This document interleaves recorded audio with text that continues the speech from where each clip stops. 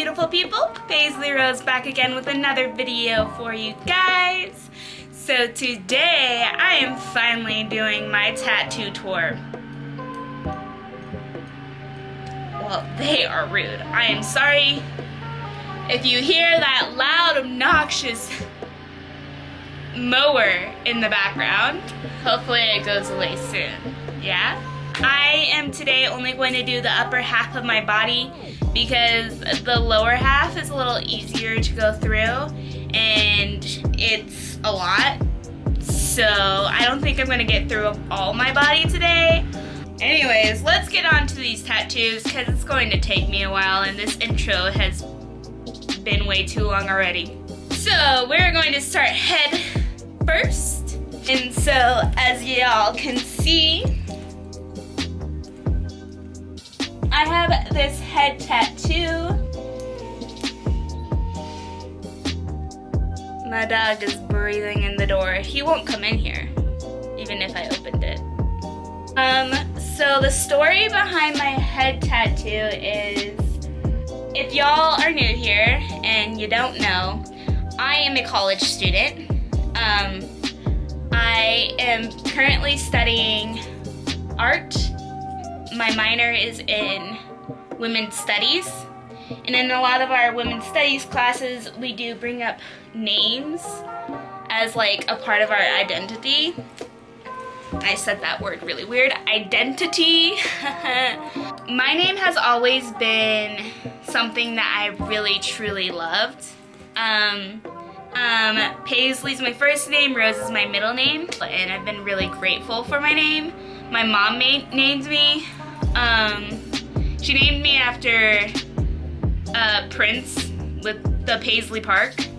So like talking about names being part of someone's identity really resonated with me, and so I thought it would be really cool to get Paisleys and Roses on my head, and that's exactly what I did. So the front of it has a Paisley design. I'm sorry again for these goddamn lawn mowers.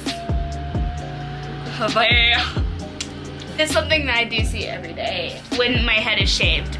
My hair grows back pretty fast, so I get about 3 days of being able to see it clearly, and then after that it like gets a little blurry, but people do notice it still. I have a better video of it in the actual video of me getting it, so if you really want to see the design, look at that video because my head is completely shaved. But it does go down my neck a little bit, which I love, and it does go on my face a little bit, which I also love. Alright, moving down to my next, which I guess would be my shoulders and then my back. So we'll talk about the shoulder one first, since it is always the most noticeable tattoo on me. It is a sunflower, and then it says, you are my sunshine. Sunflowers remind me of the sunshine. Sunflowers are also my second favorite flower, or my first, depending on the day. I don't know. I love sunflowers and roses. I think they are a very beautiful flower, and they remind me of the sunshine, so I thought it was a good one to get with that quote. You Are My Sunshine is a song that my grandma used to sing to me all the time, and it's also a song that she would sing to her children, who would sing it to their children. She used to sing it to me in the bath while she would be like brushing my hair when I was like a little girl. And yeah, it's just a really wonderful tattoo that reminds me of my grandma and my mom and all of that. So I really do love this tattoo. It's probably one of my favorite tattoos. Next, we will talk about this one. So this one is my pride tattoo. I got this, I think the month of Pride. I went into that shop, like scouting shops, and I just wanted to get a simple tattoo. But it says Pride. Oh, and let me back up real quick. So I got this one done by my brother's girlfriend, Mika. She is a local Denver artist. She's been doing tattoos for the same amount of time that I have been doing tattoos. And she's just great, and I love her, and she's going to do the majority of all my tattoos. So, and then this one was done by the tattoo artist that apprenticed me. His name is Haro. I don't know what shop he works at now, but he is also a great artist. He does a lot of beautiful, beautiful script work. Back to this one, I designed this tattoo for the queer side of myself. I wanted to get something to represent my queer identity in some way, and I am very prideful of who I am. So I decided to get pride, and then the flower on the top, it has rainbow colored leaves of the rainbow flag for pride. It is not the updated rainbow flag for pride because I got it back before I knew about the updated flag. But I still love this tattoo.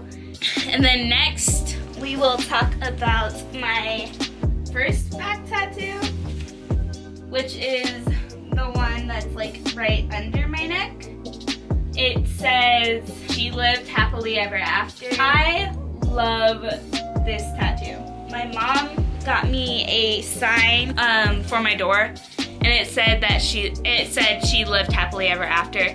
And I love that because it's not they lived happily ever after, it's specifically for she being me. Like, I loved that so much because I struggle with anxiety, depression, a whole bunch of fucking mental health issues. And so, like, my ultimate goal in life is just to be happy. I just want to be healthy and happy, and I feel like that tattoo really says that. It's also like a play on like Disney with they lived happily ever after, and like fairy tales, and that's also a big part of my life. I'm a very like princessy, fairy tale-y, like I love my fairy tales and I love my Disney and I love my princesses. Okay, I love it. I love it. I will always love Disney and fairy tales. So yeah, I got that my senior year, right before prom, because I wanted my dress to show it. I was wearing a backless dress, and it is in the artist's script. The artist that did it was Haro. It's really beautiful. I absolutely love that tattoo. All right, the next one would probably be my, I could talk about this one. So this one is a Bumblebee. It has blue flowers, as you can see. I'm showing you this. So it is a colored bumblebee in the traditional tattoo style with some blue floral going on. It does need to be touched up, but that spot tends to need to be touched up sometimes, and I don't know if I'm gonna do that, y'all. That hurt. Like, it really hurt. So, pain scale, all of the ones that I recently talked about, besides my head tattoo, they didn't hurt. Like, I'm a very easy person to tattoo. They didn't hurt at all. Alright, especially this one. Like, I felt nothing on this one, except for when he got to these petals, because those petals are closer to the armpit, and the armpit is a very spicy area. But like my head tattoo, it was spicy along the ear, and then along the back of my neck. It was just weird because I could feel it in my toes. Like, I could feel like the vibration in my toes, which was really weird. Like, I could feel it from head to toe. Like, it was fucking weird, okay? But with this one, whew, right here, it felt like she was stabbing me in my neck and like the rest of my body. And then right here, like right on the boobs, it felt like she was like sawing off my nipple. It was fucking weird. It was the weirdest sensation ever. But I am so glad that I got it. I'm gonna stand up and show y'all. I am so glad that I got this tattoo. It is my absolutely favorite placement tattoo. It is very well done. It was done by Mika, my brother's girlfriend. I did the design though. Yeah, it was part of a bee flash sheet that I did. And I really love bumblebees, like, so much. The bumblebee reminds me of my grandma, once again. I love my grandma, if you can't tell. The bumblebee reminds me of my grandma. It reminds me of life because if you didn't know, bumblebees sustain life. Yeah, and I just thought it was like a really pretty delicate tattoo for that placement. And I wanted something pretty and delicate, and I want more coming up. I don't know what of, but it will probably be more bugs and more like delicate looking traditional flowers. Yeah, so that one's that one. That sounded stupid. We'll talk about the one right under my boob now. So it says artists never die, and it's in my script work, which that's the only thing I regret about this tattoo. I love the saying and I love the placement. But I wish I let Haro do the script work. It was Haro that did this tattoo. This one hurt, but not as bad as my sternum tattoo. And it really wasn't that painful. The ribs don't bother me that much. Although this was forever ago, one of my very first tattoos, so I could be remembering things wrong. I don't know. We'll see when I get another rib tattoo. If you didn't know, I am a artist. I am a tattoo artist, and I am a painter, and I draw, and I do Comic-Con, and like a whole bunch of different arrays of art. So I got this one for that part of my identity. We will talk about my back tattoos. So the bottom one is Maleficent. Once again, I am a Disney lover, so these are all Disney evil villains.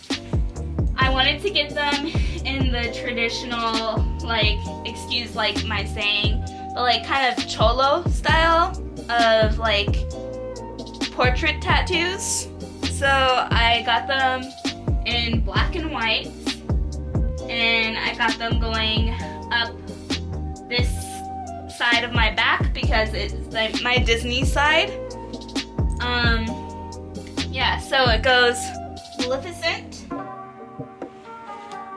then it is the stepmother, the evil stepmother from Snow White, then it is Cruella de Vil from 101 Dalmatians, and then the evil queen from Snow White. Did I say Snow White for this one? I meant Cinderella. I wanted them to be all women evil villains, and I wanted them to be in my style of women, and I wanted to show the beauty and the elegance of these women. So, yeah. Next tattoos. We will talk about... Actually, I gotta turn back around. So, these arm tattoos on the back of my elbows, or back of my arms above my elbows. They are from Beetlejuice. This one says, never trust the living. And then this one says, never trust the living. And this one says, I myself am strange and unusual. I absolutely love these tattoos. They are definitely one of my favorite placements, and just, I love them. The script work I chose myself.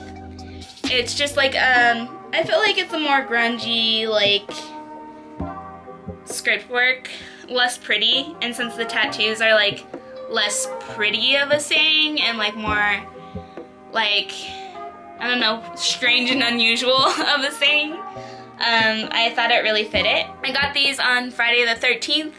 I got them done by Mika. Also, my back tattoos were done by Mika. And these ones I got on Friday the 13th. I thought of the night before with my mom. She got a Doza tattoo. If you don't know who Doza is, that is my dog, or my mom's dog, a German Shepherd. I went also with my cousin who got the camera numbers. I don't know, I'm not a camera person. But she got the camera numbers also on the back of her arm, above her elbow. I just think this placement is like super pretty. I got Never Trust the Living because I'm that bitch that I don't trust the living. I don't know. I like the unknown more than I like the known. So like ghosts and spirits and angels and demons. I like learning about those more than I like learning about the living. Yeah, also I love Beetlejuice, if you couldn't freaking tell. I got it tattooed on me. And then this side is I myself am strange and unusual. I got this one because I am strange and unusual. I love the strange and unusual. Yeah, next one. We'll talk about this one. So it says, nevertheless, she persisted. So this one I got for my feminist identity. I forgot the name of the person that first got this. It wasn't this exact tattoo, but it was the exact saying. And I really loved that saying, and it really, really resonated with me. Nevertheless, she persisted just means that like, no matter what, us women will keep going and we'll keep fighting for our rights. And like no matter what, we're gonna fight for what we need and what we want. And we will like prevail. Like we're going to do this shit, you know? All right, down to the final tattoos. We are going to talk about my tummy tattoo. Alrighty, so starting with this side. These are my very, very first tattoos. I started to get roses for my family members. I have a lot more to go because I have a lot more family members that I want to represent on my body. So the very first one is for my mother. It's also my favorite one. I feel like it's the most detailed one. I got these all done by Haro. It's in the traditional style. This one is for my brother. But these are also all very old, and that's why they're all like kind of faded. I should get them touched up sometime, but who knows? I probably won't. But my brother will tell you I got the yellow one for him because of Wu-Tang. The orange one is for my grandparents, both my grandma and my grandpa. This pink one is for a little girl that I used to babysit. She's considered my family. I consider her my family. This one's for Esperanza. Okay, next one. And this is my last one. This is my rose. Another rose. Who could have guessed? Once again for art. A black and white rose with paint dripping off of it. I'm going to be 100%. All my roses were done by Haro. At the time that I got my roses, I was in my junior year of high school.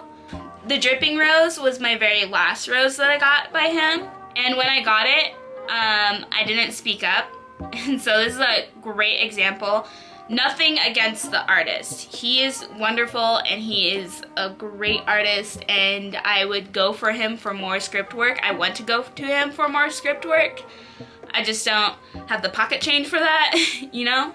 When I got this rose, I was actually really, really sad at the time. That night I was sad. Now I love it, and I love all of my upper tattoos and don't regret getting any of them, and would not cover up any of my upper tattoos or laser remove them. But at the time when I got this, I was really shy. I've always been shy.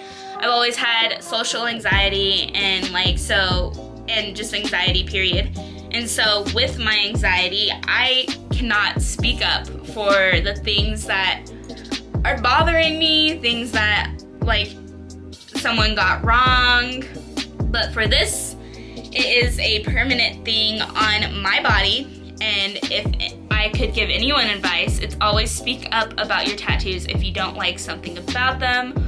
This is in a really awkward angle for me. Like, I'm not bothered by it anymore, but at the time I was really bothered by it. The angle of the drips are going down like this. As an artist, I wanted them to go down like this because it makes the most sense. That's the way gravity falls. Like, that's the way it should be. So when I first got it done, and I went home later that night, and I bawled so hard. I cried so hard about it, and my brother came in and he was like, "What's wrong? Like, don't cry, it looks great.